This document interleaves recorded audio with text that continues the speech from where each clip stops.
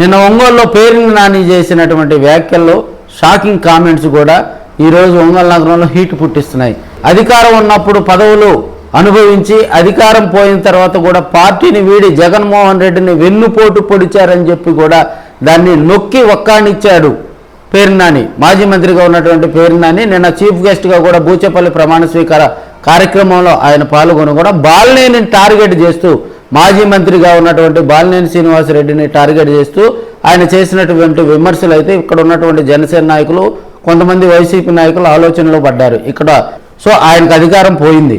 So ఇప్పుడున్న పరిస్థితుల్లో వైసీపీలో క్రియాశీలకంగా ఉంటూ కూడా ఆయన ఎక్కడ ఏ పార్టీ మీటింగ్లో పాల్గొన్నా కూడా కూటమి నేతలను టార్గెట్ చేస్తూ కూడా ఆయన ఛాలెంజ్లు సవాలు విసరించడం జరిగింది.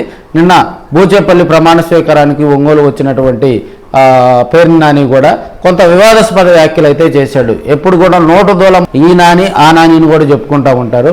మరి ఒంగోలులో కూడా ఆయన కూటమి నేతలను తరిమి కొట్టండి, అయితే కూటమి నేతలను టార్గెట్ చేస్తూ వైసీపీ నేతలను మీరు మహా అయితే ఏం చేస్తారు, వెంట్రుకు కూడా వేయకలేరని చెప్పి, అదేవిధంగా మీరు మహా అయితే పోలీసుల చేత 1 నెల 2 నెలలు జైల్లో పెట్టిస్తారు, అంతకుముందు మీరు ప్రాణాలు తీయలేరు కదా.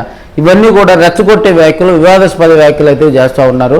ఆయనకు అధికారం పోయిన తర్వాత కూడా ఆ నోటు దూల తగ్గలేదని మనం తెలియజేసుకోవచ్చు. ఎందుకంటే అక్కడ ఉన్నటువంటి లీడర్షిప్లో ఉన్నటువంటి కొన్ని ఆ లీడర్షిప్ను వైసీపీ గ్రామ స్థాయి నుంచి బలోపేతం చేసుకునే విధంగా ఉండాలి. కానీ 2019లో అధికారం ఇచ్చారు, 2029లో కూడా అధికారం ఇస్తారని ఆయన చెప్పడం కూడా, అంటే ఈయన చేస్తే అధికారం వచ్చేస్తుందా, ఎలక్షన్ రావాల్సిన పని లేదా?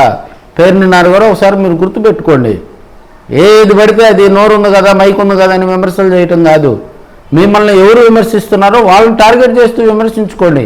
ఇక్కడ ఉన్నటువంటి గ్రామస్థాయి వైసీపీ లీడర్లని రెచ్చగొట్టే వ్యాఖ్యలు చేయడం ఎందుకు? మీరు స్ట్రైట్గా కూటమి నేతల్లో ఏ నేతను మీరు టార్గెట్ చేస్తున్నారో ఆ నేతతోటి డైరెక్ట్గా మీరు పేరు పెట్టి తిట్టే పరిస్థితి మీకే లేనప్పుడు గ్రామ స్థాయిలో ఉన్నటువంటి వైసీపీ నాయకులకి ఎలా ఉంటుంది? మీరు రెచ్చగొట్టి వ్యాఖ్యలు చేసి, మీరు నిన్న ఒంగోలు వచ్చారు, కమ్మగా పొగ్గురంలో బారు ఉన్నారు, బిర్యానీ తిన్నారు, వెళ్ళారు. ఇప్పుడు ఉన్నటువంటి లీడర్షిప్ ఎలాంటి రాబోయే రోజుల్లో వాళ్ళు కూడా అటెంప్ట్ అయ్యి ఇక్కడ ఉన్నటువంటి కూటమి నేతల మీద విమర్శలు చేస్తే మీరు కూటమి నేతల్లో కుక్కలను కొట్టినట్టు కొట్టమన్నారు.